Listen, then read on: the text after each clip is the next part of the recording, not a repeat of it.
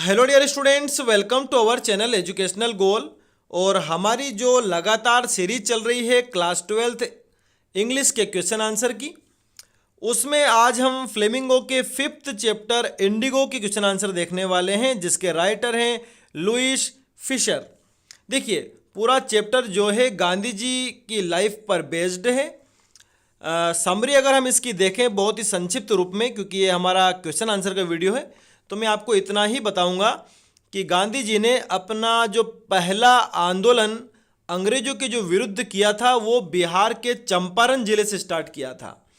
और उस आंदोलन में उन्होंने किसानों की जो प्रमुख समस्या थी, जो अंग्रेज जमींदार जानबूझकर बलपूर्वक किसानों से नील की खेती करवाया करते थे, उस विषय में गांधी जी ने किसानों की हक की लड़ाई लड़ी और वो जीते भी। तो पूरा चैप्टर इसी पर फोकस है कि किस प्रकार से गांधी जी ने किसानों की आवाज़ उठाई। ठीक है, बाकी बातें आपको ये जो क्वेश्चन आंसर से है उनसे समझ में आ जाएगी। ठीक है, तो चलिए देखते हैं पहला प्रश्न क्या है।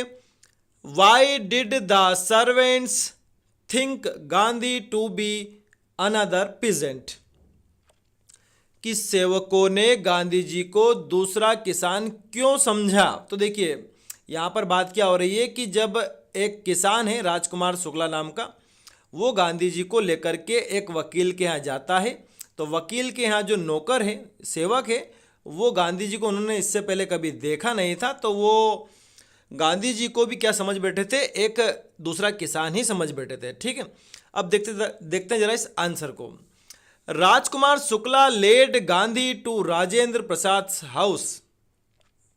कि राजकुमार शुक्ला जो कि एक किसान है, वो गांधी जी को लेकर के राजेंद्र प्रसाद के घर पर गए। राजेंद्र प्रसाद कौन है? इनके वकील है राजकुमार शुक्ला के, जो इनका केस लड़ते हैं। The servants knew Shukla as a poor peasant. जो सेवक हैं राजेंद्र प्रसाद के, वो पहले से ही राजकुमार शुक्ला को एक गरीब किसान के तौर पर जानते हैं, क्योंकि वो पहले भी वहां आता जाता होगा। Gandhi was also clad in a simple dhoti. अब चूंकि गांधी जी भी धोती पहने हुए थे, सिंपल धोती में थे वो। Hence the servants thought Gandhi to be another peasant. इसलिए सेवकों ने यही सोचा कि आज दो किसान एक साथ आ गए, यानी कि गांधी जी को भी वो सेवक क्या समझे, किसान ही समझे हैं। ठीक है, अब देखते हैं हमारा अगला क्वेश्चन क्या है। What did the British landlords want the peasants to pay as rent? कि जो अंग्रेज जमींदार है वो किसानों से किराए के तौर पर क्या प्राप्त करना चाहते थे, कि यानी कि किसान किराए के तौर पर क्या दे, अंग्रेज जमींदार क्या चाहते थे। तो देखते हैं जरा। The peasants paid indigo as rent to the British landlords. देखिए, थोड़ा सा मैं आपको समझा देता हूं कि जो अंग्रेज जमींदार थे उन्होंने किसानों को ही ज़मीन दे रखी थी कि भाई आपको ही खेती करना है, लेकिन जो भी ज़मीन दी है उसके 15% भाग पर आपको नील बोनी है, और वो नील हमारा किराया है। लेकिन बाद में अंग्रेजों ने कह दिया कि अब हमें नील की खेती नहीं चाहिए, आपको 15% ये या ज़मीन जो आप कर रहे हैं, खेती कर रहे हैं, इसका किराया हमें देना पड़ेगा।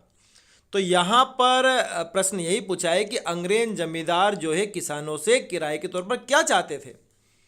तो देखते हैं। The peasants paid indigo as rent to the British landlords. कि जो किसान है वो अंग्रेज जमींदारों को किराए के तौर पर नील देते थे, यानी कि नील की खेती करते थे। Now Germany had developed synthetic Indigo. अब जर्मनी ने जो है कृत्रिम नील बना ली थी। So the British landlords wanted money as compensation for being released from the 15% arrangement. इसलिए जो अंग्रेज जमींदार थे उन्होंने कहा कि भाई आप हमें पैसे दीजिए, क्योंकि हम आपको 15% ज़मीन जो हम आपसे कहते थे कि यहाँ पर नील की खेती करना है, हम आपको मुक्त कर रहे हैं उस चीज़ से। आप आपकी खेती करिए, लेकिन आप अब हमें क्या देंगे, पैसा देंगे। तो यानी कि ब्रिटिश लैंडलॉर्ड्स क्या चाहते थे, कंपेंसेशन चाहते थे मनी के तौर पर। ठीक है, अब देखते हैं अगला प्रश्न हमारा क्या है। बड़ा ही छोटा प्रश्न है कि what would be the impact of synthetic Indigo on the prices of natural Indigo. कि जो कृत्रिम नील का प्राकृतिक नील के मूल्य पर क्या प्रभाव पड़ा? तो यानी कि जब कृत्रिम नील बनने लग गई तो प्राकृतिक मूल्य जो नील है उसकी कीमत क्या हो गई? कम हो गई। तो the prices of natural indigo would go down due to the synthetic indigo, यानी कि जो प्राकृतिक नील है उनके मूल्य कम हो गए। किसकी वजह से? कृत्रिम नील की वजह से। अब अगला प्रश्न है, why did Gandhi agree to a settlement of 25% refund to the farmers?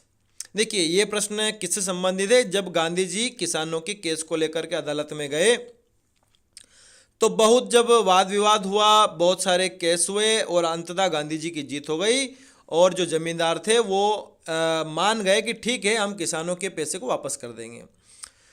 तो प्रश्न में ये पूछा है कि गांधी जी ने 25% रिफंड पर ही हाँ क्यों कर दी?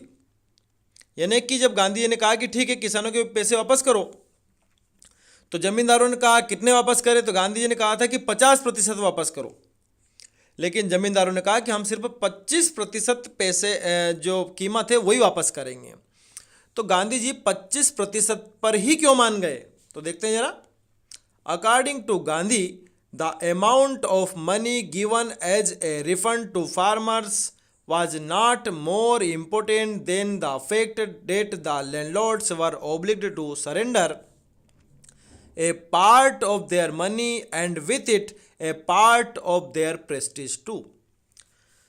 तो गांधी जी के अनुसार जो धन रिफंड के तौर पर किसानों को मिला था वो ज़्यादा जरूरी नहीं था, वाज नॉट मोर इम्पोर्टेंट, बल्कि द फैक्ट तथ्य ये कि the landlords were obliged to surrender, कि जमींदार झुके हैं, जमींदारों ने अपनी हार मान ली है किसानों के सामने और वो एक उस धन का एक हिस्सा भी देने के लिए तैयार हैं। ये बड़ी बात है क्योंकि धन के साथ वो अपनी प्रतिष्ठा भी, मतलब उनकी प्रतिष्ठा भी झुकी है, उनका गर्व भी कम हुआ है, उनका घमंड भी कम हुआ है। तो ये बड़ी बात है। यानी कि गांधी जी का मतलब ये था कि कम से कम हमने जमींदारों को झुका तो दिया। ठीक है, अब देखते हैं हमारा अगला प्रश्न। How did this episode change the plight of the peasants? यानी कि ये जो एपिसोड था चंपारण वाला, जिसमें आखिरकार गांधी जी ने किसानों को जीत दिलवा दी, इस एपिसोड के बाद किसानों की जो दुर्दशा है उसमें कितना बदलाव आया? तो देखते हैं जरा। As a result of the episode, कि इस एपिसोड के परिणाम स्वरूप the peasants saw that they had rights and defenders, जो किसान थे उन्होंने देखा कि उनके तो अधिकार भी थे और उनका एक रक्षक भी है, डिफेंडर भी है, उनको बचाने वाला भी है। They learned courage and self reliance, उन्होंने साहस और आत्मनिर्भरता के गुण को सीखा। Also within a few years the British planters abandoned their estates, indigo sharecropping disappeared, और कुछ सालों बाद तो जो ब्रिटिश लैंडलॉर्ड्स थे उन्होंने अपनी ज़मीनें ही छोड़ दी क्योंकि नील की खेती बंद हो गई थी। क्यों हो गई थी? क्योंकि जर्मनी ने उसके बाद क्या कर लिया था? कृत्रिम नील को बना लिया था। अब देखते हैं हमारा 6th question. How was Gandhi able to influence lawyers, कि गांधी जी ने जो दूसरे जो वकील थे उनको कैसे प्रभावित किया था? तो देखिए हुआ क्या था, एक बार जो कोर्ट है वहाँ से आदेश आया कि गांधी जी को गिरफ्तार किया जा सकता है, क्योंकि वो सबसे आगे बढ़ रहे थे इस मामले में। तो गांधी जी ने बाकी वकीलों से पूछा कि अगर मुझे गिरफ्तार कर लिया जाता है तो वो क्या करेंगे? तो वकीलों ने कहा कि हम तो हमारे घर चले जाएंगे। तो फिर गांधी जी ने पूछा कि फिर इन किसानों का क्या होगा, क्योंकि मैं तो बाहर से आया हूँ इनके हक की लड़ाई लड़ने, आप तो इनके पहले से वकील रहे हैं, आप इनके जिले के हैं। तब जाकर के वकीलों को लगा कि जब एक बाहर का व्यक्ति आकर के किसानों के हक की लड़ाई लड़ सकता है तो उन्हें भी लड़ना चाहिए और वो भी गांधी जी के साथ जेल ही जाएंगे। इस प्रकार से गांधी जी ने उन वकीलों को प्रभावित किया था। तो देखते हैं जरा। Gandhi asked the lawyers what they would do if he was sentenced to jail. Gandhi ji ने वकीलों से पूछा कि वो क्या करेंगे यदि उन्हें जेल भेज दिया था, सेंटेंस मतलब सजा, उन्हें जेल भेज दिया जाता है, तब वो क्या करेंगे। They answered that they would return back. उन्होंने उत्तर दिया वकीलों ने कि हम तो हमारे घर चले जाएंगे वापस back. He then asked them about the plight of the peasants. फिर गांधी जी ने पूछा कि फिर इन किसानों की दुर्दशा का क्या। This made them realise their duty towards the social issue and they decided to go to jail with Gandhi. फिर इस बात से उन्हें एहसास हुआ कि भाई उनकी भी तो सामाजिक मुद्दों के प्रति जिम्मेदारी है, और उन्होंने निर्णय किया कि वो भी गांधी जी के साथ जेल जाएंगे। He influenced the lawyers by example of selfless service. और इस तरह से गांधी जी ने अपनी निस्वार्थ सेवा की बदौलत वकीलों को प्रभावित किया। अगला प्रश्न है, why did Gandhi consider the Champaran episode to be a turning point in his life. कि गांधी जी चंपारण के इस एपिसोड को अपने जीवन का टर्निंग पॉइंट क्यों मानते हैं। तो इसीलिए मानते हैं कि सबसे पहले उन्होंने यहीं से शुरुआत करी थी और वो सफल भी हो गए। तो देखते हैं जरा उत्तर हमारा। Gandhi considered the Champaran episode to be a turning point in his life. कि गांधी जी ने चंपारण एपिसोड को अपने जीवन का टर्निंग पॉइंट माना, क्योंकि because he realised that civil disobedience which had triumphed for the first time could go a long way in the freedom struggle. क्योंकि उन्होंने अनुभव किया था कि ये जो सविनय अवज्ञा का मतलब क्या होता है कि विनम्रता पूर्वक मना कर देना। जैसे गांधी जी बार बार कोर्ट में जाते और जज को मना कर दे कि हम बिल्कुल भी आपको पैसे देने वाले नहीं है, जमानत के लिए कोई पैसे नहीं देंगे और आपको किसानों की बात सुननी पड़ेगी। तो बड़ी विनम्रता पूर्वक वो अपनी बात रखते थे। तो गांधी जी ने महसूस किया कि ये जो उनका ये तरीका है सिविल डिसोबीडियंस वाला, ये पहली बार अगर यहाँ जीता है तो ये तरीका बाद में आज़ादी के आंदोलन में कामयाब हो सकता है। कुड गो ए लॉन्ग वे मतलब ये तरीका बाद में भी हमें काम आ सकता है। More over he had succeeded in making the peasants aware of their rights and becoming confident. और इसके अलावा उन्होंने वो सफल हो गए थे किसानों को उनके अधिकार बताने में और उनके आत्मविश्वास को वापस लाने में। This success thus proved the effectiveness of Gandhi's method of non-violence and non-cooperation। तो ये जो सफलता है ये बताती है कि जो गांधी जी के जो तरीके थे अहिंसात्मक और जो असहयोग वाले जो तरीके थे बड़े ही प्रभावपूर्ण थे। इसलिए गांधी जी मानते हैं कि भाई चंपारण में उन्होंने जो प्रयोग किए वो उनके जीवन के टर्निंग पॉइंट रहे हैं। ठीक है, आगे देखते हैं हमारा अगला प्रश्न। Y did Gandhi cheat the lawyers of Muzaffarpur. कि गांधी जी ने मुजफ्फरपुर के वकीलों को क्यों फटकारा, क्योंकि ये वहाँ के किसानों से उनके केस को लड़ने के लिए ज़्यादा फीस लेते थे। तो देखिए जरा, Gandhi cheated the lawyers for collecting big fee from the sharecroppers to fight their case in law courts. कि गांधी जी ने वकीलों को फटकारा क्योंकि ये उन किसानों से ज़्यादा मात्रा बिग फी ज़्यादा फीस लेते थे उन बटाईदारों से। बटाईदार मतलब शेयरक्रॉपर्स, किसान जो थे, उनके केस को कोर्ट में लड़ने के लिए। He felt taking their case to law courts would do little good. उन्होंने महसूस किया कि इन किसानों के केस को कोर्ट में ले जाने से ज़्यादा फायदा होने वाला नहीं है। When they were so crossed and fear stricken. क्योंकि किसान तो बहुत ज़्यादा भयभीत थे, वो इतने भयभीत थे कि उनके केस को कोर्ट में ले जाने से कोई मतलब ही नहीं है। So his first priority was to free them from fear. इसलिए गांधी जी की पहली प्राथमिकता यही थी कि वो इन किसानों को भय से क्या करेंगे, मुक्त करेंगे, फ्री फ्रॉम द फियर। ठीक है, अब आगे देखते हैं। देखिए कुछ और प्रश्न भी है। इसमें पहला है, why is Rajkumar Shukla described as being resolute. यानी कि जो राजकुमार शुक्ला नाम का जो किसान है उसको दृढ़ संकल्पित क्यों माना गया, क्यों कहा गया, वो दृढ़ संकल्पित क्यों है? तो राजकुमार शुक्ला वो किसान है जो सबसे पहली बार गांधी जी के पास अपनी समस्या लेकर के गया था। वो गांधी जी को ये बताना चाहता था कि जो चंपारण के किसान है वो कितने अंग्रेजों से परेशान हैं, जमींदारों से परेशान हैं। तो गांधी जी जहाँ भी जाते, जैसे लखनऊ अधिवेशन में गए तो वहाँ पहुँच गया, अहमदाबाद चले गए तो वहाँ पीछे पीछे आ गया, फिर कोलकाता आए तो वो फिर वहाँ आ गया। तो इसीलिए उसे क्या माना गया, रिजोल्यूट माना गया है। तो देखते हैं जरा, Rajkumar Shukla is described as being resolute because he was fully determined to take Gandhi to Bihar.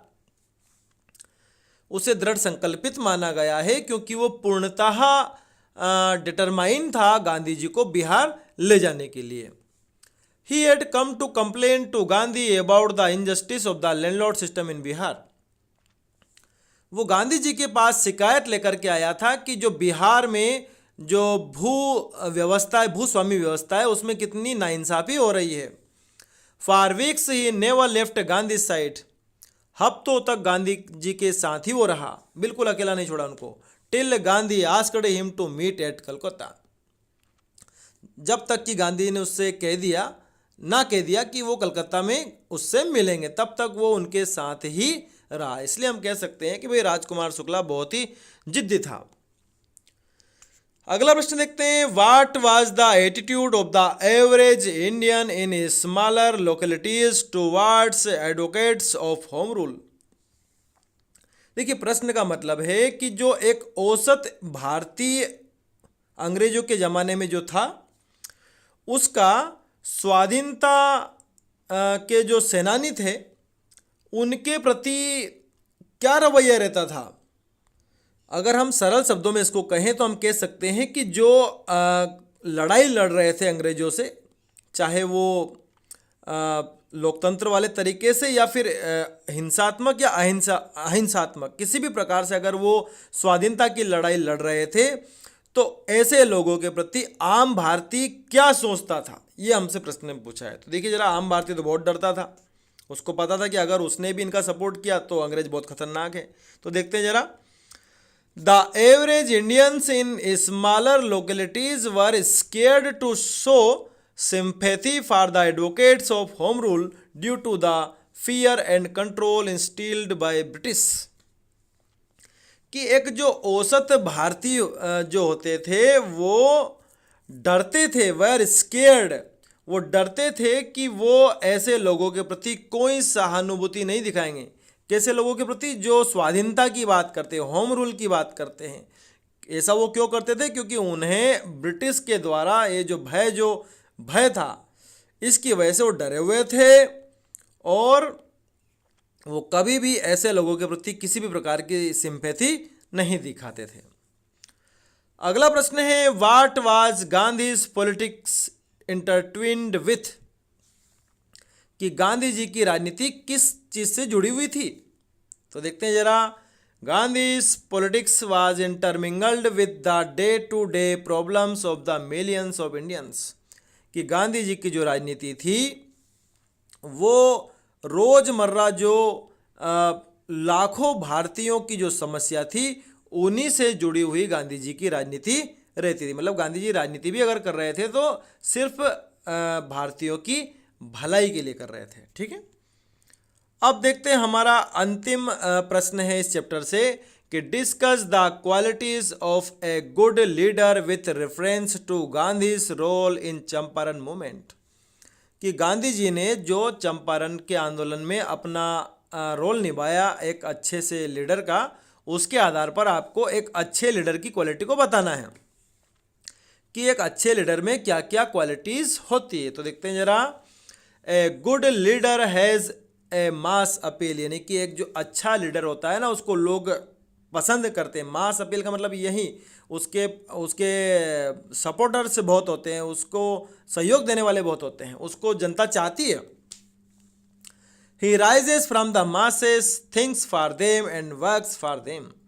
वो लोगों के बीच में से ही आता है, उठता है, उनके बारे में ही सोचता है, लोगों के बारे में, और उनके लिए कार्य करता है। He is sincere in his approach. वो अपने काम के प्रति बड़ा ही गंभीर और ईमानदार होता है। He is a man of principles, ऐसा व्यक्ति सिद्धांतों पर चलने वाला होता है। Truth, honesty, patriotism, morality, spirit of service and sacrifice are the hallmarks of a good leader. यानी कि सच्चाई, ईमानदारी, देशभक्ति, नैतिकता, सेवा करने की भावना, बलिदान, ये सारे गुण एक अच्छे लीडर के होते हैं। He never mixes politics with religion or sect. वो कभी भी राजनीति और धर्म को मिक्स नहीं करता है, एक अच्छा नेता जो होता है, यानी कि धर्म का राजनीति के लिए इस्तेमाल नहीं करता है और राजनीति का धर्म के लिए। He believes in working for the welfare of the nation and does not think in the narrow terms of class, caste or region. वो हमेशा राष्ट्र की भलाई के बारे में सोचता है और कार्य करता है। वो कभी भी वो जातिगत जो भेदभाव है या फिर क्षेत्रीय भेदभाव है, इन चीज़ों में वो कभी नहीं पड़ता। यानी कि एक अच्छे लीडर की यही विशेषता होती है कि वो कभी भी किसी भी प्रकार से भेदभाव नहीं करता है। तो इस तरह से हमारा ये चैप्टर पूरा हो जाता है। लगभग मैंने सारे क्वेश्चन बैंक के क्वेश्चंस, साथ ही साथ आपकी जो बुक है उससे भी प्रश्नों को शामिल किया है। इसी तरह हमारे चैनल के साथ बने रहें। Thanks for watching this video.